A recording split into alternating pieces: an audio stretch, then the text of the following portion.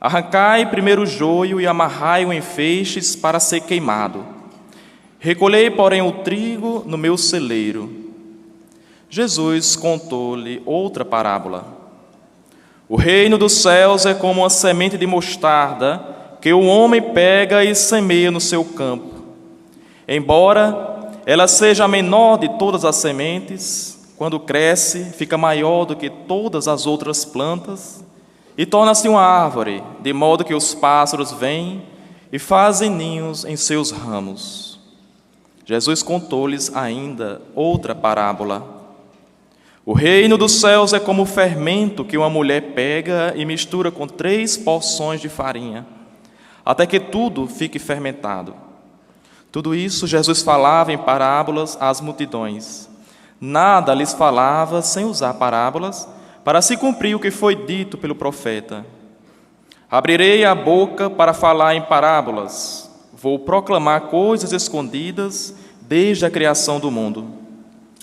Então Jesus deixou as multidões e foi para casa. Seus discípulos aproximaram-se dele e disseram: Explica-nos a parábola do joio. Jesus respondeu: Aquele que semeia a boa semente é o Filho do homem. O campo é o mundo. A boa semente são os que pertencem ao reino. O joio são os que pertencem ao maligno. O inimigo que semeou o joio é o diabo. A colheita é o fim dos tempos. Os ceifeiros são os anjos. Como o joio é recolhido e queimado ao fogo, assim também acontecerá no fim dos tempos. O Filho do homem enviará os seus anjos, e eles retirarão do reino todos os que fazem outros pecar e os que praticam o mal. E depois os lançarão na fornalha de fogo. Aí haverá choro e ranger de dentes. Então os justos brilharão como o sol no reino de seu Pai. Quem tem ouvidos, ouça. Palavra da salvação. Glória a vós, Senhor. Aplauda a palavra de Deus. Isso. Agora você vai se assentando. Acha o seu lugar. Isso. Acha o seu lugar, vá se assentando, para que a palavra de Deus ela entre, penetre no nosso coração. Juntos cantemos. Ó Senhor, vós sois bom, sois clemente e fiel. Ó Senhor, vós sois bom, sois clemente e fiel. Que as palavras do Santo Evangelho perdoem nossos pecados. Vamos tentar resumir numa frase a liturgia dessa tarde, porque ela resume e evidencia aquilo que Deus nos falou e fez em nós e através de nós nesse acampamento. O Senhor, clemente, bondoso, fiel, compassivo, é um Deus que quer semear. Essa é uma palavra forte da liturgia hoje. Semear o seu reino no coração e na vida de cada um de nós. Nesse trecho lindo do Evangelho, que podia ser compreendido como uma continuação do Evangelho de domingo passado, a parábola do semeador, também está no capítulo 13 de Mateus. De modo especial, nessas parábolas que nós acabamos de ouvir, nós temos o grande segredo do cristianismo. Aquilo que faz o cristianismo uma religião única, uma religião revolucionária, e que infelizmente muitos dos cristãos ainda não compreenderam. Se você observar, todas as outras grandes religiões, islamismo, budismo, o próprio judaísmo, brahmanismo, as grandes religiões, as grandes correntes religiosas, todas elas ensinam o que o ser humano precisa fazer para chegar na divindade. Todas elas ensinam isso. Tanto que os seguidores, por exemplo, do budismo, que associaram na modernidade o espiritismo, vão falar da reencarnação, como o budista fala, da transmigração de almas. Vai passando estágio, estágio, estágio, até chegar lá. O hinduísmo acredita tanto nisso, que chega a adorar a vaca, porque para eles a vaca é o último estágio antes de se perder completamente na divindade. Enfim, todas as religiões ensinam como fazer para que o ser humano saia do humano e chegue ao divino, menos o cristianismo. Você teria coragem de fazer as comparações que Jesus fez do reino de Deus? Aí nós entendemos o porquê. Nem Maomé, nem Siddhartha Gautama, o Buda, nem nenhum fundador de religião teve coragem de fazer isso. E claro que jamais teria, por um motivo muito simples: nenhum deles era Deus. Só Deus pode se fazer tão pequeno.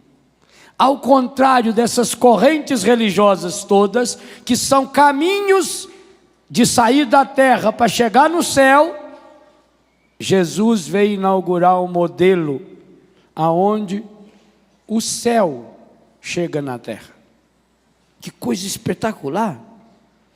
Cristianismo é o caminho usado por Deus para se fazer gente. A verdade fundamental do cristianismo, a revolucionária verdade do cristianismo, que nós rezamos todos os dias quando rezamos o Ângelus do Senhor: o Verbo de Deus se fez gente e habitou entre nós. Gente, essas comparações no Evangelho de hoje e tantas outras que Jesus fez, se ele não tivesse feito, você acha que a igreja tinha coragem de inventar? O reino dos céus é semelhante a um pai de família que semeou a semente do trigo no seu campo. O reino dos céus é semelhante a um homem que semeou um grão de mostarda. Mostarda parece até um tempero insignificante, ao menos para a nossa cultura, que é uma sementinha de nada do tamanho de um grão de trigo, e a árvorezinha fica desse tamanho assim. Os passarinhos vêm até fazer ninho ali. Não vão pensar também que Jesus falou que foi a maior árvore, pensar que é maior do que um eucalipto, maior do que as outras hortaliças, fica desse tamanho, não exagera também. Não vai pensar que é uma mostarda de Itu. Olha lá, olha o dono das mostardas lá. Jesus diz: o reino dos céus. As senhoras não precisam ficar chupando o dedo, porque senão pensam: o reino do céu é só igual o homem que semeia. O reino do céu. Para evitar essa ciumeira, que seria normal entre as senhoras, não? Olha, eu achei uma boa. Vocês não gostaram da comparação de Jesus? Não. O reino dos céus é semelhante a uma mulher que coloca fermento na massa. Aquelas que sabem fazer bolo e pão. Senão não se compara. Como é que Jesus pode comparar coisa tão grande com coisa tão pequena? Pensa. O reino dos céus O reino dos céus é grande. É a casa de Deus. O reino dos céus se compara ao que mesmo? Ao fermento. A mulher, preste atenção. O bonito da comparação de Jesus não é nem a pequenez do fermento. O reino dos céus é como uma semente de mostarda, que um homem pega e semeia no seu campo.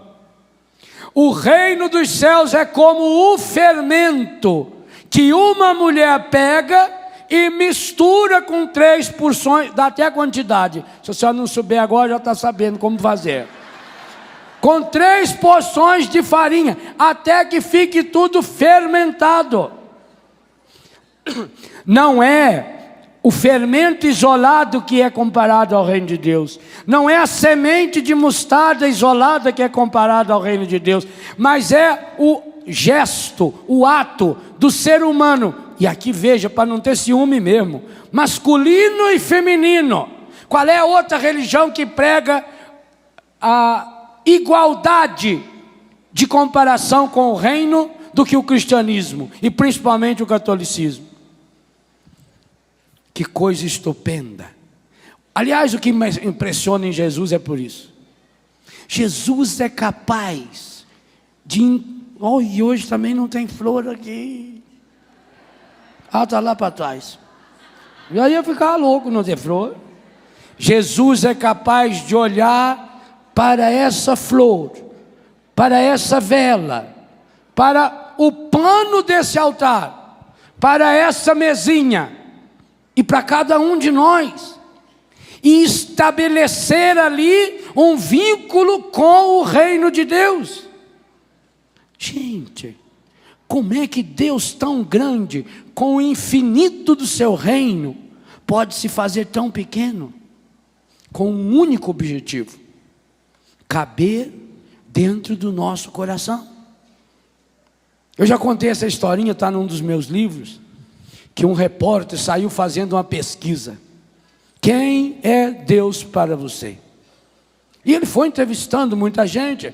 Aí falaram para ele que ali naquela cidade tinha um diácono, teólogo, um senhor já de idade, casado, pai de família, um homem que era uma sumidade, um homem que sabia tudo a respeito de Deus, um doutor em Deus.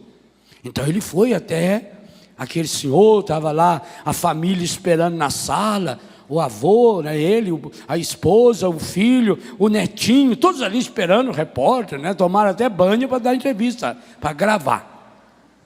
Aí o repórter perguntou para ele: senhor pastor, grande diácono, para o senhor, quem é Deus? O homem ficou de pé. Para falar da divindade, é preciso a entonação correta. Deus é o Espírito perfeitíssimo e eterno, Criador do céu e da terra, de todas as coisas visíveis e invisíveis. Deus é o princípio que tudo move, o motor que move tudo e não é movido por nada nem por ninguém. Deus é um conceito que extrapola os parâmetros da lógica formal, porque na sua imanência Deus é transcendente, e na sua transcendência Deus é perpétuo e continuamente imanente, porque Ele é o movimento do devir, sem nunca movimentar nada, porque movimenta tudo. O homem ficou impressionado. Que coisa! Eu não imaginava que Deus era... E tem mais ainda. Se eu quiser... Não, agora não precisa mais não. Para quebrar aquele clima, o repórter brincou com o molequinho, o netinho, de uns 7 ou 8 anos. E para você, quem é Deus? Ele falou: Deus é tão grande que nem o meu avô sabe explicar direito. Mas é tão pequenininho que cabe inteiro no meu coração. É isso que Jesus veio ensinar hoje. essa grandeza de Deus. Gente, não fica procurando Deus nas coisas extraordinárias. O povo gosta de coisa extraordinária, né? Fala, lá não sei aonde cortaram uma bananeira, e o talo da bananeira é a Nossa Senhora igualzinho. Já vai ter a fila da Nossa Senhora da bananeira. Já vai ter gente vendendo bananinha com formato de Nossa Senhora. E já vai ter procissão, já começa a ter milagre. Milagre é uma coisa medonha, né? Está acontecendo muito milagre lá, Nossa Senhora. E vai, filho, vai.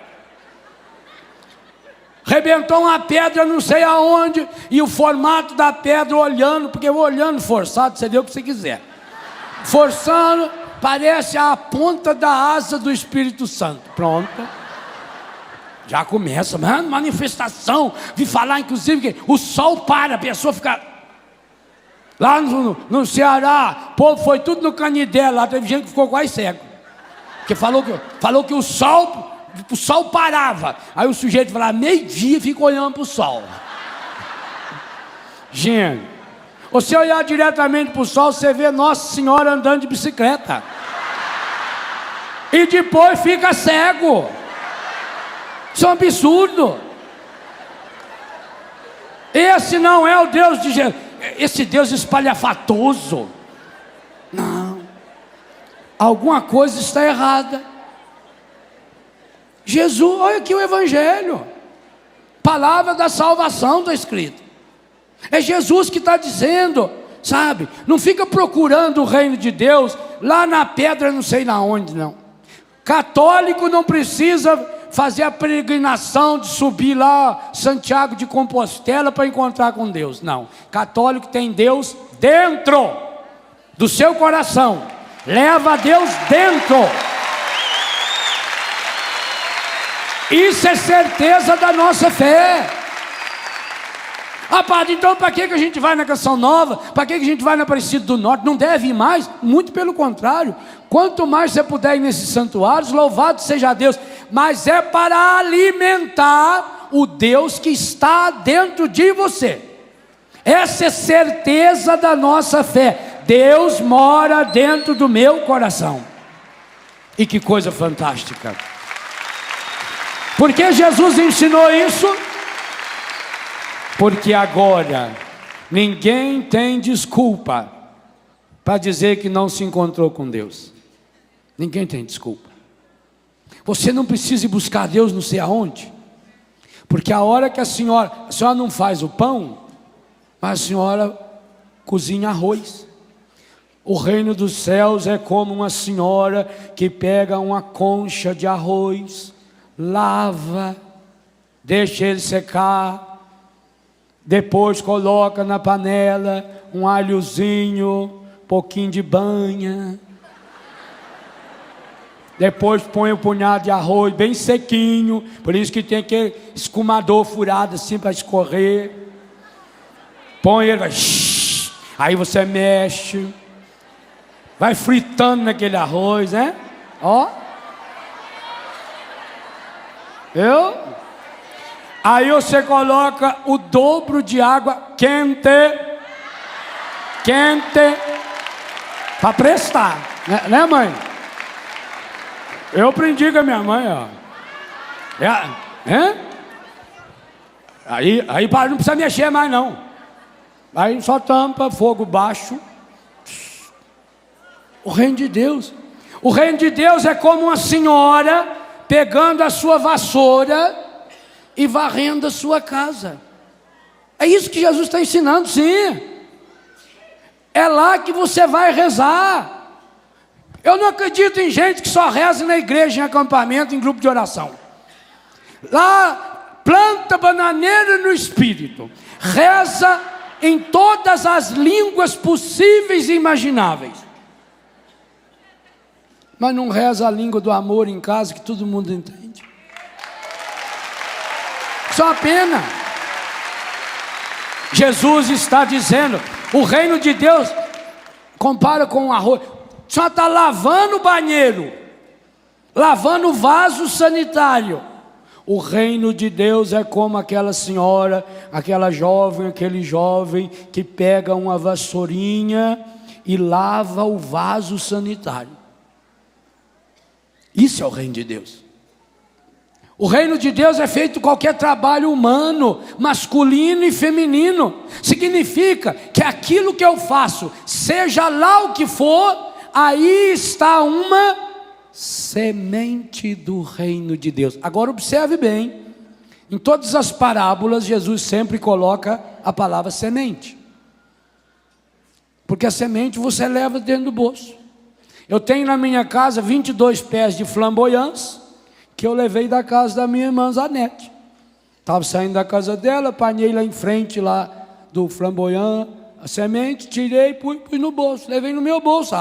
Você olha lá em casa hoje, uma árvore grande, os outros um pouco menor, estava no meu bolso. E quando?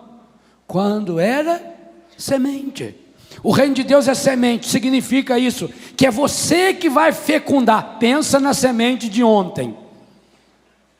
É você que vai, agora com a honestidade, com a coragem, com a força, com a persistência, com a perseverança, é você que vai ajudar essa semente transformar-se em flor, em fruto, em árvore frondosa.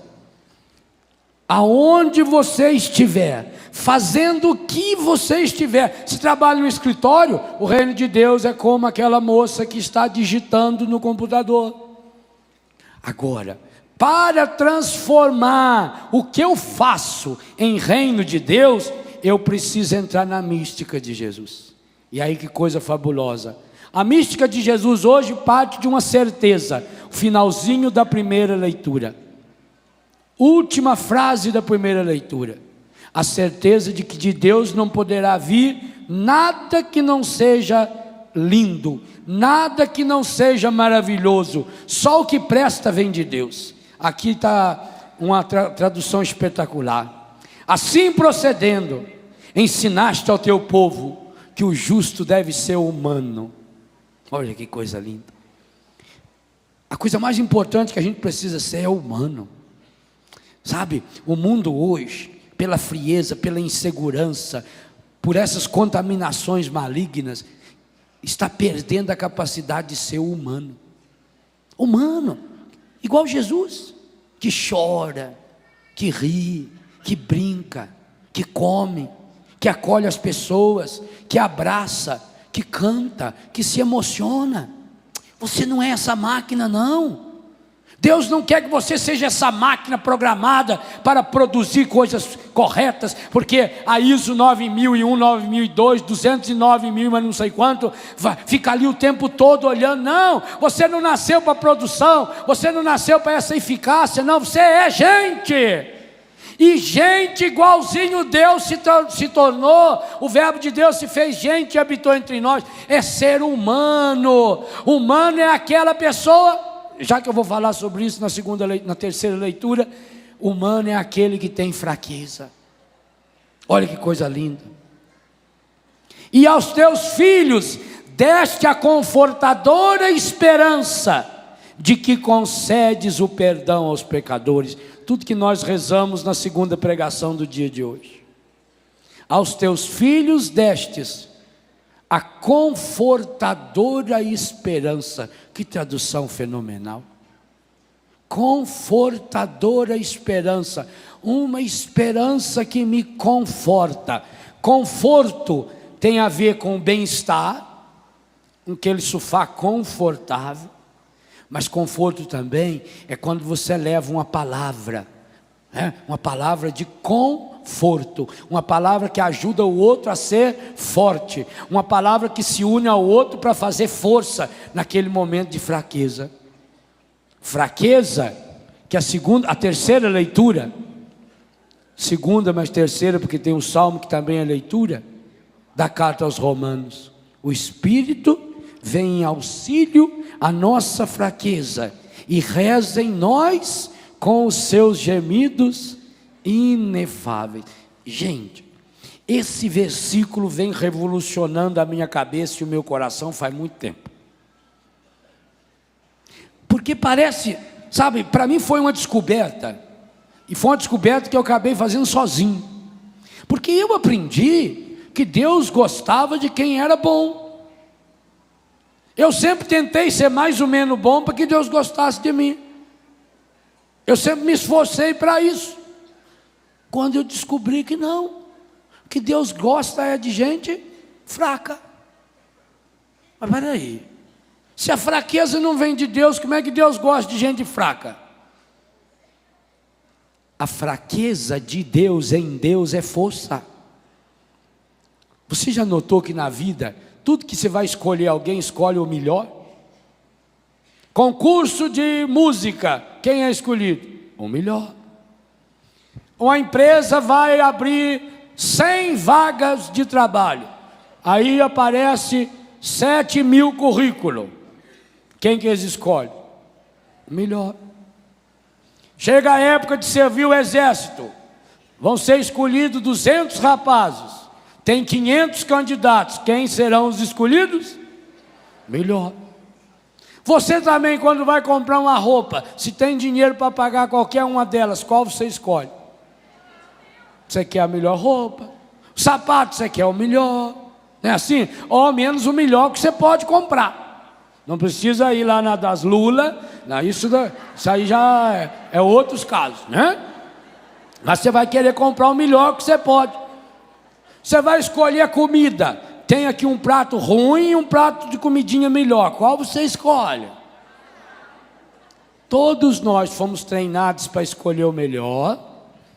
Todos nós aprendemos que na vida se escolhe o... Aí você se depara com a sua miséria. Aí você se depara com a sua fraqueza. Qual é a tentação natural quando deparamos-nos com a nossa fraqueza? Escondê-la, para que ninguém veja. Aí criamos máscaras. E colocamos essas máscaras. Porque nós precisamos ser amados. Eu preciso que você me ame. E o mundo não nos ama. O mundo ama a imagem que tem de nós. As pessoas não amam a gente. Já contei isso, está no meu livro Saborear a Vida, onde eu digo: as pessoas gostam de mim e de você do mesmo jeito que nós gostamos de papel higiênico. Sabia disso? Papel higiênico é o bicho mais orgulhoso que tem na face da terra. Eu tenho feito uma pesquisa já há muitos anos sobre papel higiênico. Você entra no supermercado, onde está o papel higiênico? Numa ala exclusiva, só dele, VIP. Enfileirado ali um por cima do outro, em pacote de 2, de 4, de 8, de 16. Tá aquela filona. Aí você pega o papel higiênico, põe no carrinho e vai lá pegar melancia e põe em cima? Não. Papel higiênico você pega ou por último, ou põe ele naquele reservadinho menor, no basculantezinho. Quando você no supermercado vê uma dona empurrando o carrinho, observe o papel higiênico, se ele não vem com o bracinho de fora. Ele tem cara de orgulhoso, é impressionante. Olha nele, para depois não falar. Aí ele fica com o bracinho de fora. Na hora de passar na conta, ele também é o mais orgulhoso. O molequinho lá já põe ele à parte, num outro sacolinha.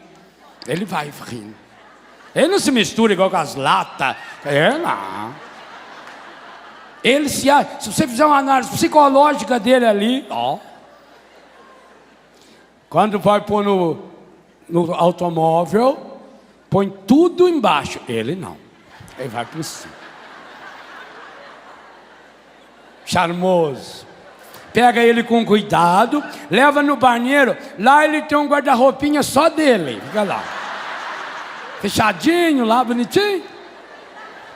Ele vem com a camisinha própria dele, cada um tem o seu. E dali, ele vai pro trono. Ele tem a casinha dele, com acrílico assim em cima. Tem alguns que tem até uma portinha. Eles fazem assim.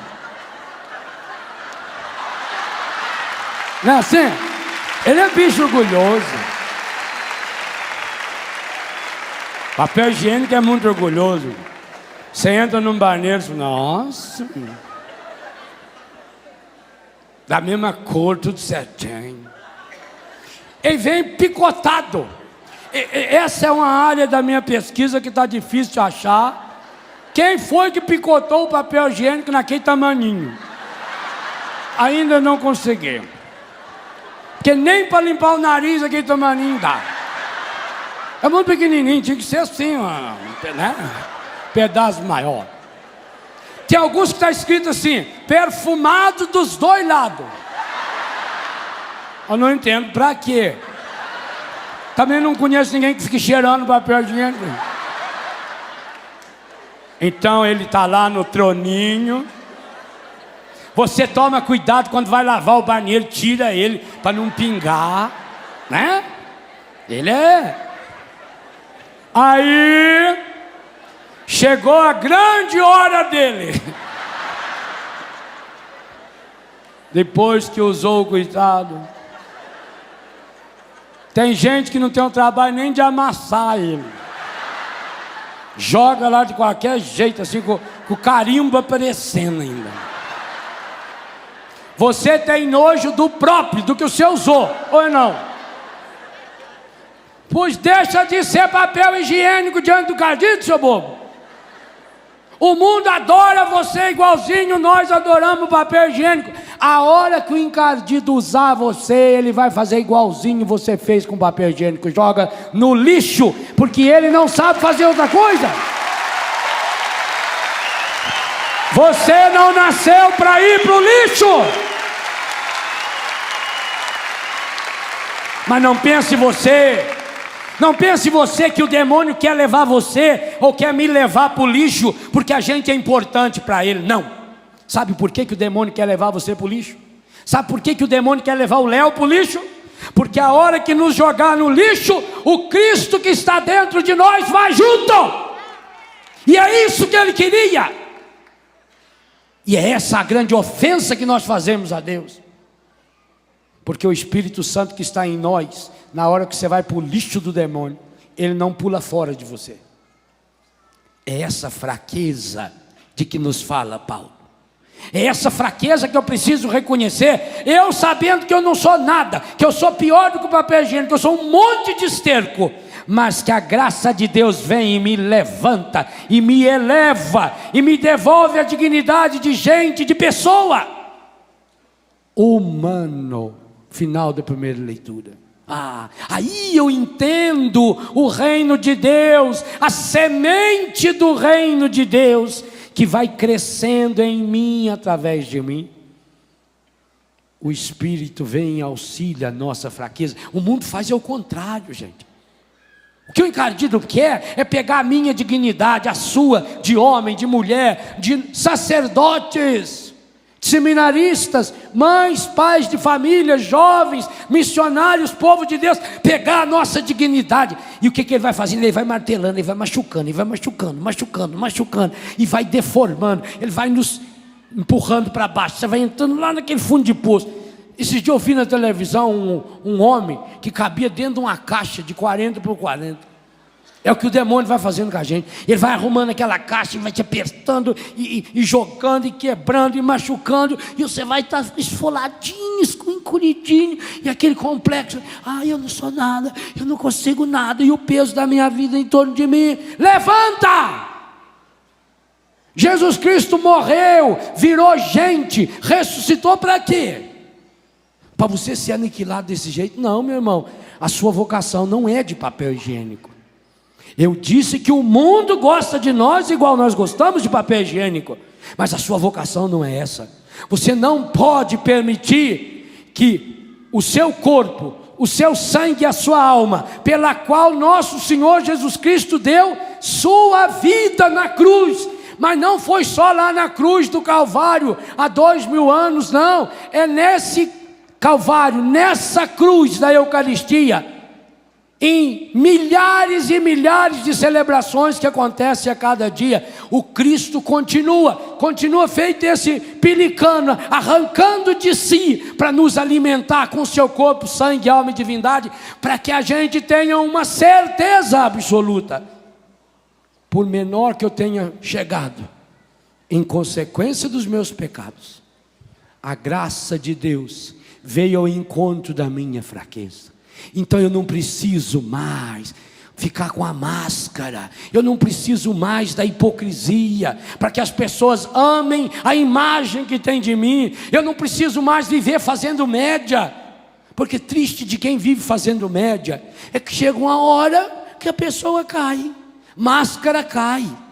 Por melhor que seja a máscara, ela cai. Por melhor que seja a cola do rótulo, ele cai. Não adianta, meu irmão, minha irmã, a gente precisa parar de ser fingido diante de Deus, porque senão essa semente do reino que foi semeada e que você é chamado a semear, Deus está querendo transformar tudo que você é, tudo que você faz, em semente do reino, feito grão de mostarda, feito fermento, feito mais do que isso.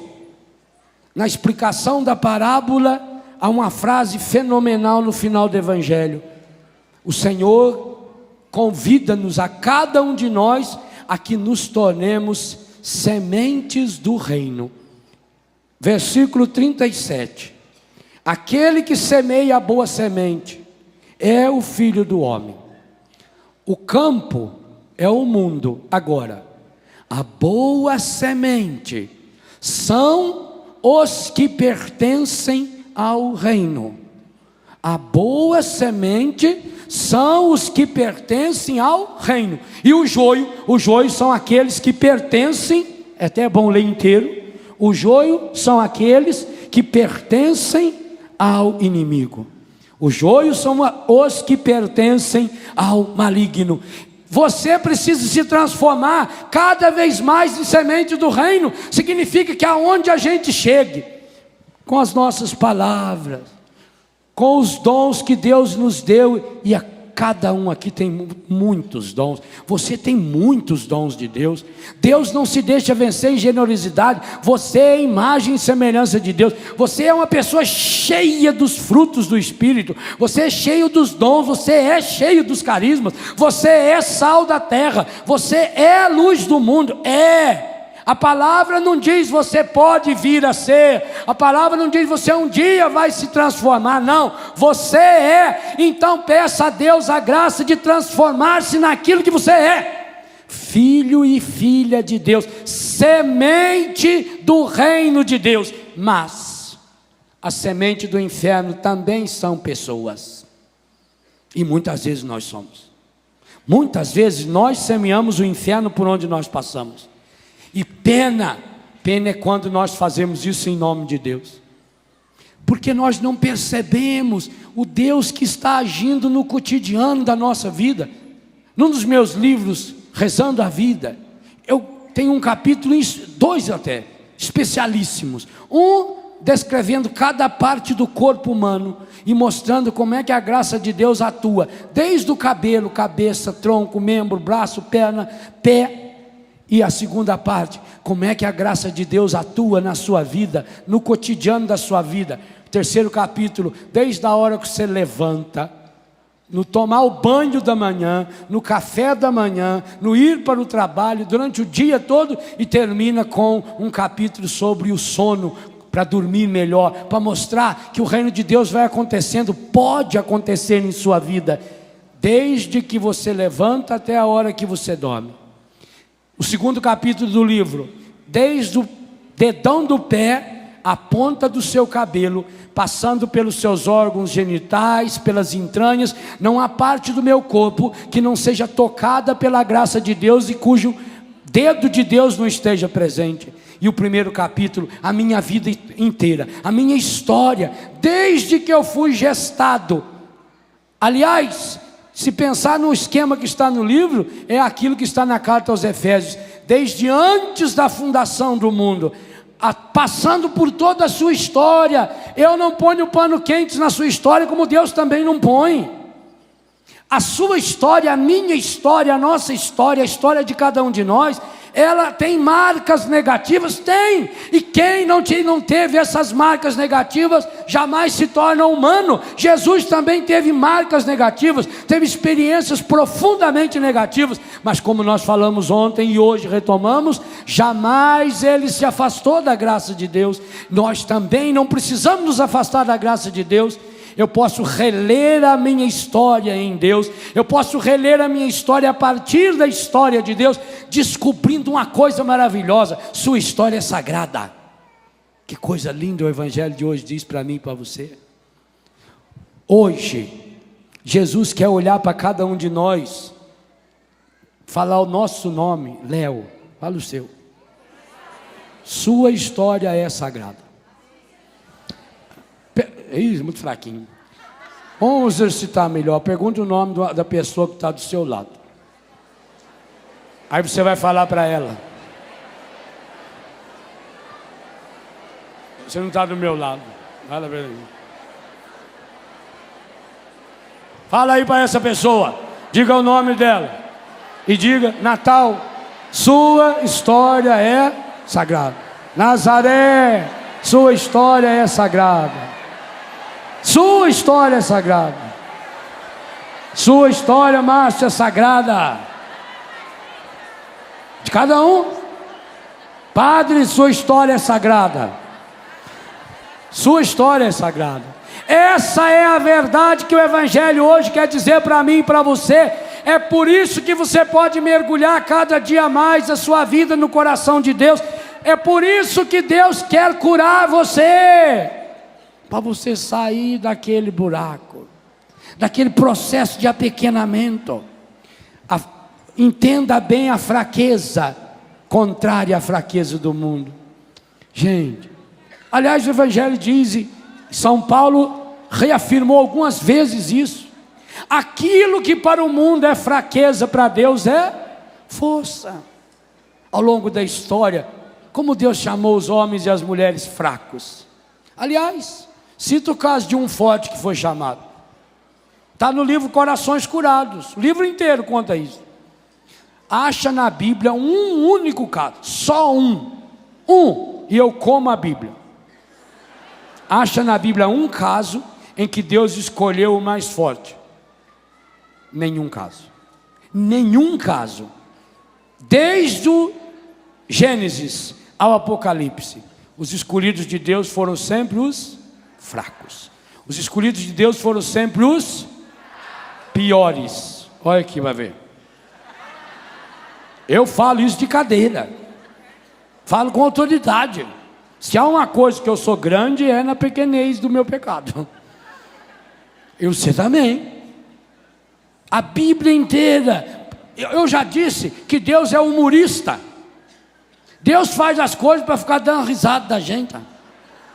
Você já pensou quando ele foi escolher o pai do povo? Ele escolheu Abraão, um velhinho de 100 anos, casado com a Sara, uma velha de 90, que quando era moça era estéril e histérica, porque a danada era problemática, briguenta, que a coisa medonha.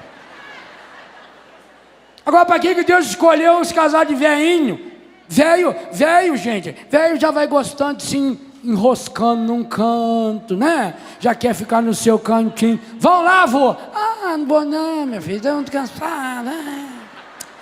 No meu tempo era bom, né? Pois Deus chamou e falou: vai, sai da tua terra, onde eu vou te mostrar. E Deus, para rir mais, ainda nem falou aonde era a terra.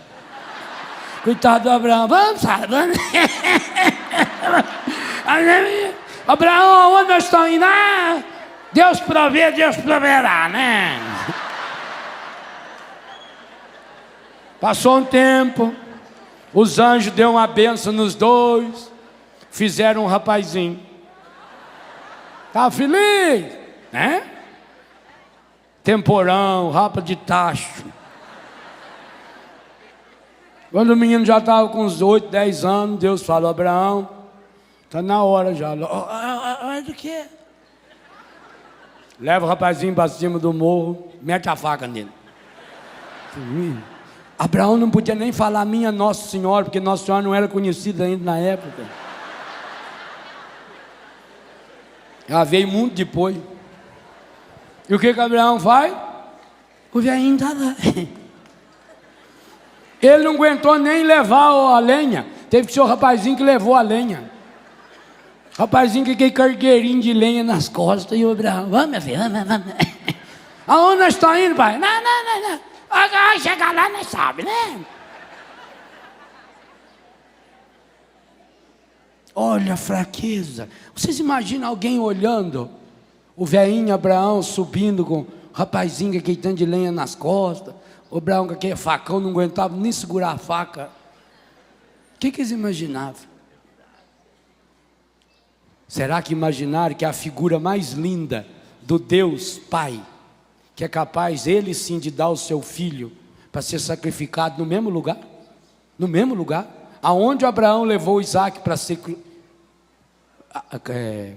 sacrificado, é o lugar aonde 3.000 anos depois, Jesus, o Filho de Deus, porque o pai não deixou Abraão matar o seu filho, mas foi capaz de matar o dele, para que nós não morrêssemos mais no pecado. Olha a fraqueza de Deus. Olha a fraqueza. Quando Deus chama Moisés, o gago, o homem que ia falar a lei para o povo, um gago, um coitado, assassino. Lemos a história dele semana passada, um pedaço essa semana. Assassino, um homem frustrado, humanamente falando. E assim, todos os personagens da história, a própria Maria, eis a serva do Senhor, quem sou eu? Uma menininha pobre, de Nazaré da Galileia, tanto que o Bartolomeu vai dizer, pode vir alguma coisa que preste de Nazaré? Pode, de Nazaré pode, vem a Maria de Nazaré, e vem Jesus o Nazareno, o nosso Senhor e Salvador. É na pequenez, mas essa pequenez, meus irmãos, não é a pequenez que o mundo gosta, não é o processo de humilhação, de deixar-se pisotear, não, é uma pequenez interior, aonde você reconhece suas fraquezas, aonde você reconhece suas limitações, porque descobre, minha fraqueza e minha limitação não é obstáculo para que a graça de Deus se realize em plenitude em minha vida. Então eu não preciso mais esconder os meus pecados. Qual é a pior fraqueza sua? Sei lá, a pior fraqueza sua são os seus pecados. Não tem outro jeito. Pois nem os seus pecados são motivos suficientes para condenar você. Eu não sei qual é o seu pecado. Você pode ter todos os pecados que acha que já teve. Nenhum deles é suficiente para condenar você. Nenhum pecado. Você pode ter cometido crime hediondo, não é suficiente para condenar você. O que condena não é nem o pecado que você faz. O que condena é você guardar qualquer pecado dentro de você, por causa da hipocrisia, por causa das máscaras. Mas se você tem a coragem, meu irmão, minha irmã, de ir até um instrumento de Deus, muitas vezes, mas muitas vezes mesmo, eu atendo todas as confissões dos retiros em Betânia. Muitas daquelas confissões eu tenho vontade de mudar de lugar, de colocar a pessoa sentada na cadeira e eu ajoelhar, porque muitas e muitas vezes sem vergonha, diante da santidade de vida de tanta gente. A maioria de vocês tem uma vida santa que, olha, é espetacular. Se eu admiro, imagine Deus, o sofrimento, a dor, as dificuldades de um pai, de uma mãe de família, com um filho, com um neto doente, com um filho drogado, com filha que se afastou, com o desemprego. É um povo sofredor, é um povo, e além de sofredor, é um povo que luta, é um povo que persiste. Deus olha com alegria para vocês, vocês têm essa marca dele. Então, mesmo que seja um sacerdote muito pior do que você, mais pecador do que você, mas é ele que pode dizer, eu te absolvo dos seus pecados. Vá e não peques mais. Hoje é o que o Senhor quer falar na sua vida também. Deixe o reino de Deus se instaurar no coração e na história da sua vida. Descubra o reino de Deus lá onde é a semeadura da sua vida, lá no seu trabalho. Descubra o reino de Deus agora. Põe a mão assim no seu coração e diga para Deus: eu quero, Senhor, com a força do Espírito Santo. Por isso eu peço um batismo no Espírito Santo agora para mim. Sim, Senhor, a tua palavra nessa tarde nos recorda que o Espírito Santo vem em auxílio à nossa fraqueza e reza em nós com seus gemidos inefáveis. Eu te suplico, ó Pai, o derramamento do seu Espírito no meu coração para fecundar a semente da palavra que foi semeada em meu coração nesse final de semana.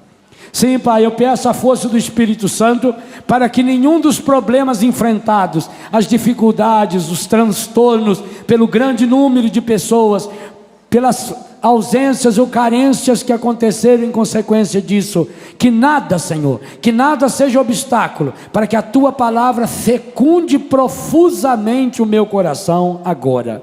Sim, Senhor, que essa tua palavra enraize-se no meu coração.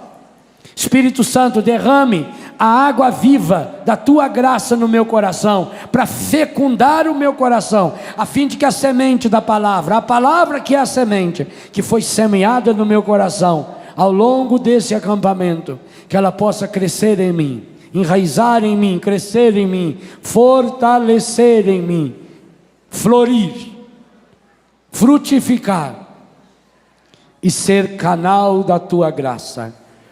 Pai Santo, Pai querido, Pai amado, eu quero ser semente do teu reino por onde passar. Eu quero, Senhor, planifique a minha história, santifique a minha vida. Creio em Deus Pai Todo-Poderoso, Criador do céu e da terra.